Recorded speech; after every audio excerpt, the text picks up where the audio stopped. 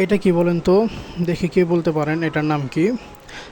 আপনি যদি এই চিপস সম্পর্কে জেনে থাকেন বা এটা সম্পর্কে আপনার অভিজ্ঞতা থাকে, তাহলে আপনি এটা অবশ্যই বলতে পারতেন।